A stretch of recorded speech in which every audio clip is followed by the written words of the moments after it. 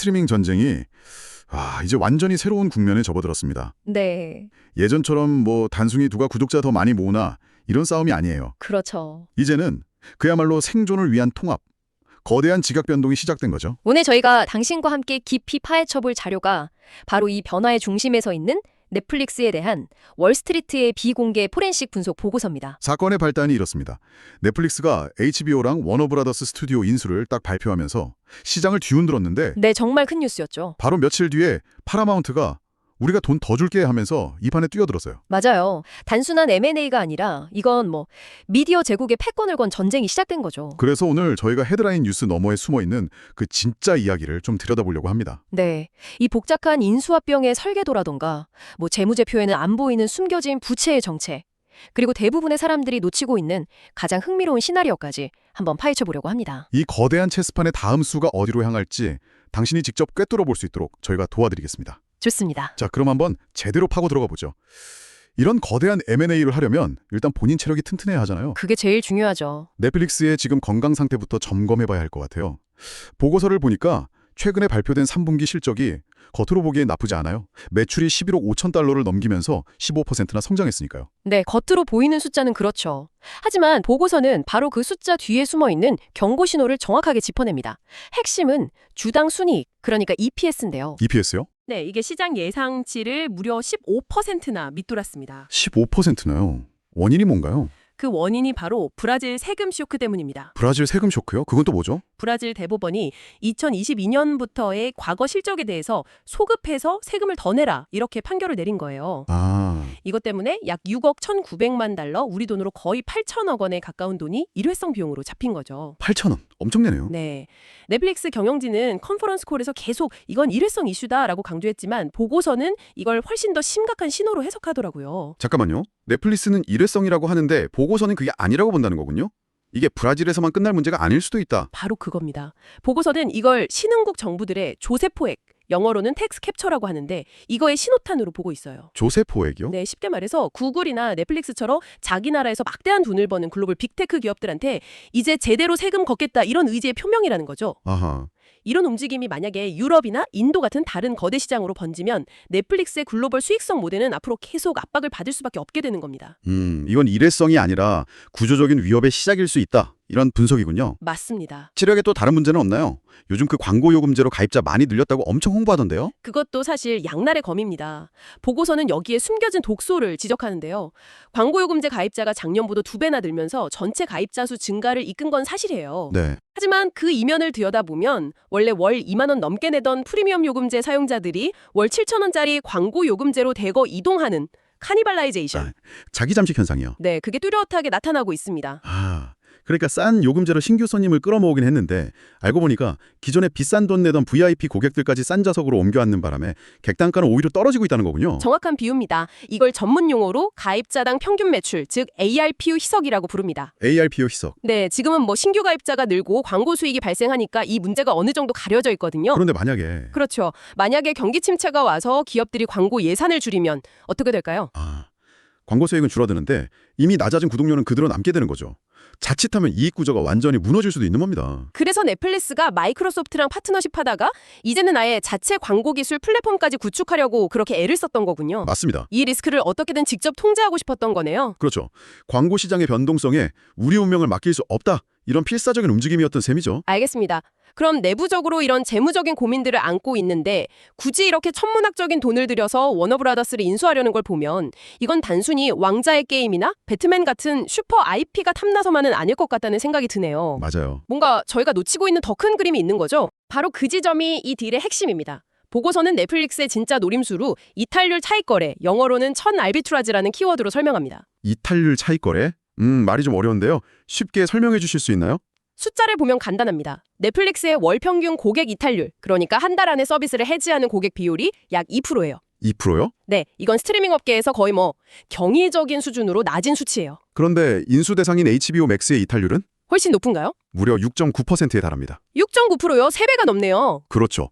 넷플릭스보다 3배 이상 고객이 더 빨리 떠나간다는 뜻이죠. 저 정도면 거의 밑빠진 독에 물 붓기, 물이 줄줄 새는 양동이 수준인데요. 맞습니다. 넷플릭스의 계산은 바로 이거예요.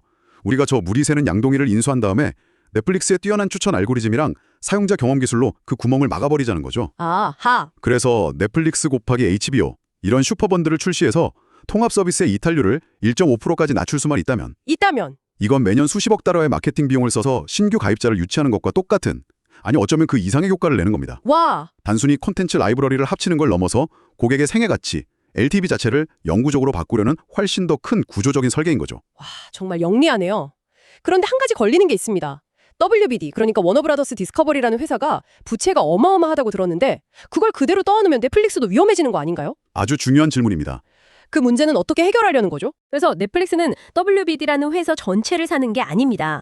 보고서는 이 인수 방식을 두고 금융위기 당시의 배드뱅크 전략과 판박이라고 표현합니다. 패드뱅크요? 네, 은행들이 부실 채권만 따로 떼어내서 별도 회사로 분리했던 것처럼 넷플릭스는 WBD에게 요구를 하는 거죠. 어떤 요구죠? 현재 WBD가 가진 39억 5천만 달러의 막대한 부채 중에서 약 3천억 달러, 그리고 CNN이나 디스커버리 채널처럼 성장이 정체된 전통 케이블 TV 자산들을 디스커버리 글로벌이라는 별도의 회사로 떼어내라. 아, 빚이랑 푸실 자산을 따로 떼어내라고요? 네, 그리고 넷플릭스는 HBO 맥스와 워너브라더스 스튜디오처럼 성장성 높은 알짜 자산만 쑥 인수하는 그런 구조입니다. 아니, 그게 말이 되나요?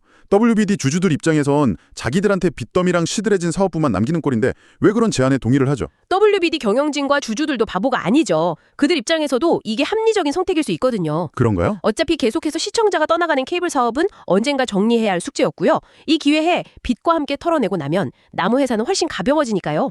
일리가 있네요. 게다가 넷플릭스의 주식을 받게 되니까 세계 1위 스트리밍 기업의 성장 과실을 함께 나눠 가질 수 있다는 기대감도 작용하는 거고요. 아, 양쪽의 이해관계가 절묘하게 맞아떨어진 거군요. 그렇죠. 그런데 보고서에서는 재무제표에 보이지 않는 부채도 주목해야 한다고 하던데요? 맞습니다. 총 스트리밍 컨텐츠 의무라는 항목인데 약 209억 달러에 달해요. 209억 달러? 이게 뭐냐면 앞으로 오리지널 콘텐츠를 만들거나 외부에서 콘텐츠를 사오기 위해서 지불하기로 약속한 돈입니다. 일종의 미래에 나갈 돈이죠. 그러니까 장부에는 아직 부채로 안 잡히지만 앞으로 꼭 내야 할 돈이 숨겨져 있다는 거군요. 정확합니다. 그런데 더 큰 문제는 이 중에 152억 달러가 대차대조표에 잡히지 않은 부의 약정이라는 거예요. 부의 약정? 네, 여기에 워너브러더스가 가진 숨겨진 컨텐츠 의무까지 더해지면 향후 몇 년간 회사의 현금 흐름에 엄청난 부담이 될 수 있는 거죠. 그럼 넷플릭스는 배드뱅크 전략으로 이 보이지 않는 부채까지도 최소화하려는 거군요. 그렇죠. 아주 고도의 계산을 하고 있는 겁니다. 정말 복잡하게 판을 짜놨네요. 그런데 이렇게 완벽해 보이는 시나리오에 파라마운트가 갑자기 뛰어든 거잖아요. 네, 그게 변수죠. 주당 30달러, 그것도 100% 현금이라는 파격적인 조건을 들고요. 이건 넷플릭스의 제안가인 주당 27.75달러보다 훨씬 좋아 보이는데요. 그렇죠. 표면적으로는 파라마운트의 제안이 모든 면에서 우월해 보입니다. 가격도 높고 불확실한 주식이 섞여 있지 않은 100% 현금이니까요. 규제 리스크도 더 적고요. 맞아요. 넷플릭스는 이미 시장 1위 사업자라 독과점 심사를 통과하기가 훨씬 까다롭지만 상대적으로 덩치가 작은 파라마운트는 그럴 걱정이 덜하죠. 아니, 그럼 당연히 WBD 주주들은 주당 30달러 주는 파라마운트를 선택해야 하는 거 아닌가요? 왜 이걸 두고 고민을 한다는 거죠? 여기에 바로 세금의 역설이라는 재미있는 지점이 있습니다. 세금의 역설이요? 만약 WBD 주주가 파라마운트의 제안을 받아들여서 전액 현금으로 받으면 주식을 판 차익에 대해 즉시 양도소득세를 내야 합니다. 아, 그렇죠. 하지만 넷플릭스의 제안처럼 현금과 주식을 섞어서 받으면 주식으로 받은 부분에 대한 세금은 나중에 그 주식을 팔 때까지 미룰 수가 있어요. 이걸 과세 이연 효과라고 하죠. 아, 당장 손에 주는 돈은 파라마운트가 많아 보이지만 세금을 떼고 나면 실제 수익률은 넷플릭스 쪽이 더 나을 수도 있다는 계산이 나오는 거군요. 맞습니다. 특히 WBD의 대주주들 입장에서는 수천억 원의 세금을 당장 내느냐 아니면 몇 년 뒤로 미루느냐의 문제이기 때문에 아주 복잡한 계산기를 두드려봐야 하는 상황인 거죠. 그런데 여기에 정말 누구도 예상치 못한 변수가 터졌습니다. 트럼프 전 대통령이 공개적으로 넷플릭스는 시장 점유율이 너무 크다, 문제가 될 수 있다고 저격하고 나선 겁니다. 이게 정말 단순한 정치적 발언으로 넘길 수가 없는 이 딜의 향방을 가를 수 있는 엄청난 변수입니다. 그런가요? 네, 보고서는 이 발언이 반독점 규제 당국에 보내는 매우 강력한 신호라고 분석합니다. 그리고 이 딜에는 아주 무서운 조항이 하나 숨어 있어요. 무서운 조항이요? 만약 규제 당국의 반대로 인수가 최종 무산될 경우 넷플릭스는 WBD에 무려 58억 달러의 위약금을 물어줘야 합니다. 58억 달러요. 우리 돈으로 7조 원이 넘는 돈이잖아요. 그렇죠. 인수금액도 아니고 딜이 깨졌을 때 내는 위약금이 그 정도라고요? 이건 정말 판을 통째로 뒤엎을 수 있는 리스크네요. 들었습니다. 넷플릭스 입장에서는 그야말로 핵폭탄급 리스크를 안고 가는 셈입니다. 자, 그럼 정리를 한번 해보죠. 넷플릭스 내부의 재무적 고민, 이탈률을 잡기 위한 교묘한 딜 구조, 더 좋은 조건을 제시한 경쟁자의 등장, 그리고 언제 털릴지 모르는 정치적 리스크까지 정말 어디로 튈지 한 치 앞을 내다볼 수가 없는데요. 그렇죠. 이게 최선이 아니라고요? 그게 무슨 말이죠? 보고서는 총 4가지 시나리오를 제시하는데 그중 가장 주목해야 할 것이 바로 시나리오 D, 숨겨진 상승 기회입니다. 시나리오 D. 네, 이 시나리오는 이렇게 전개됩니다. WBD 이사회가 고심 끝에 파라마운트가 제시한 주당 $30 제한을 넷플릭스의 것보다 더 우월한 제한이라고 공식적으로 인정하고 넷플릭스와의 계약을 파기하는 경우입니다. 즉, 넷플릭스가 인수전에서 지는 거네요. 맞습니다. 그런데 계약서의 세부 조항을 보면 WBD가 다른 회사에 더 좋은 제안을 받고 계약을 파기할 경우 WBD는 넷플릭스에게 $28억 계약 해지 수수료를 지불해야만 합니다. 잠깐만요. 지금 뭐라고 하셨어요? 인수절에서 졌는데 오히려 $28억? 우리 돈으로 3조 원이 넘는 돈을 받는다고요? 네, 그런 계약이 세상에 어디 있어요? 바로 그겁니다. 그래서 보고서는 이걸 넷플릭스에게 W윈 시나리오라고 부릅니다. 더블 윈. 왜 그런지 하나씩 따져보죠.